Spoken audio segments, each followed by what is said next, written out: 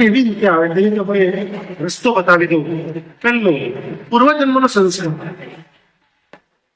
પૂર્વજન્મનો સંસ્કાર એટલે તમે પેલા નાના બાળક જોયા હશે કે અમુક બાળકને યાદ આવી જાય. દાખલા તરીકે હરી ભરવાડ આટલું ક્યાંય કેટલા મસ્ત વચન ગાય છે. બધા સન્મુખ કાકા પૂર્વજન્મનો સંસ્કાર હોય તો આટલું નાનું વસ્તુ બાળક વચન ગાઈ શકે. એક નાનું રાજકોટનું બાળક છે, એ તમે કોઈ પણ ગીતાનો એક શ્લોક, એક પહેલો શબ્દ આખો ગીતાનો શ્લોક 700 શ્લોક બોલે. જે દિવ્યાંગ બાળક છે, તેનો વિડીયો તમે યુટ્યુબ પર જોઈ શકો છો. આ દિવ્યાંગ બાળકને 700 શ્લોક બોલો હશે, હાઉ ઇટ પોસિબલ? એ વાંચી શકતો નથી, રાઈટ? તો આ છે પૂર્વજન્મના સંસ્કારો. અમે અને હું બેઠા છીએ ને, પૂર્વજન્મના ચોક્કસ સંસ્કાર લઈને બેઠા છીએ, પણ કેટલાકને ખબર છે, કેટલાકને ખબર, મોટા ભાગને ખબર નથી. નંબર 2, વારસા મળેલા સંસ્કારો. માતા પિતા તરફથી તમામને આપણને વારસામાં સંસ્કારો મળે છે, એટલે આપણે અમુક રીતે જ વર્તન કરીએ. ત્રીજું, વાતાવરણમાંથી મળતા સંસ્કારો. જો બાળક આવીને ઘરે અપશબ્દ બોલે, સમજવું કે વાતાવરણમાં કોઈ શીખ્યું, રાઈટ? આવું બની શકે. એટલે આજુબાજુનો કેવો માહોલ છે ને, આજુબાજુનું કેવું વાતાવરણ છે ને, બાળક એમાંથી શીખવું પડે છે.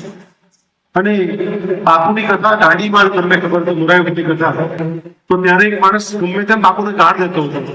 એટલે પેલા બાપુ જે માણસ છે પકડી ગયા, પેલા ગાળ દેતો માણસ. બાપુ તમને ગમે તેમ ગાળો બોલે છે, બાપુને છોડી દે, ગાળ નથી બોલતો, પોતાનો પરિચય આપે છે. સમજાણું? તમે જે બોલો છો, હું જે બોલું છું, મારા મા બાપ કોણ છે, હું કઈ સંસ્કૃતિમાંથી આવું છું, મારો સમાજ કોણ છે, ટોટલી હું કોણ છું એનો પરિચય પેલા બેને બહુ લાંબો આપ્યો, મેં ના પાડી મનોજભાઈ. મારો પરિચય આપવાની જરૂર નથી, બહુ સરસ પૂછો મનોજભાઈ, મારી સામે બેઠા છે.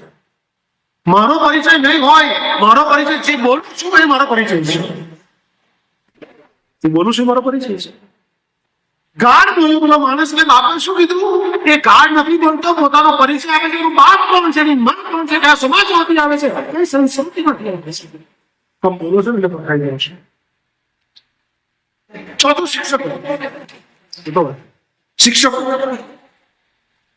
શિક્ષકો બી સંસ્કાર આપે. મારી જેવા પટકાય છે તો પાકડે. અને આ સ્કૂલ તો વિદ્યા મંદિર જ લખેલું છે, કહેવાની જરૂર નથી. આપણે વર્ષો પહેલા ગુરુકુળો હતા, બરાબર ને? આપણે તો બધા ગુરુકુળો હતા. ગુરુ લોકો આપણે શિક્ષણ દીક્ષા હતા. ગુરુકુળ પછી ઈસુ લોકો ઈસુ ક્રિશ્ચન મિશનરી, એટલે શું નામ આપ્યું? ઈસુકુળ. ગુરુ બોર્ડ ને જોઈને દીકરા લોકોએ વખત તેનું કર્યું ઈસુકુળ. સાહેબ ઈસુકુળ નામ આપ્યું. ઈસુકુળ. એટલે આપણે તો કેટલાક લોકો સ્કૂલ બોલે, એકચ્યુઅલી સાચું બોલતા છે, થોડા ખાચા નજીક છે. એકચ્યુઅલી ઈસુકુળ નામ છે, ઓરિજિનલ નામ. એટલે મને આ નામ બહુ ગમ્યું, વિદ્યા મંદિર. સ્કૂલ નામ નહીં આવી ગયું. શું નામ આપ્યું? વિદ્યાનું મંદિર. મા સરસ્વતીની આરાધના કરી છે, સાધના કરી છે. શિક્ષકો બી સંસ્કાર કરે.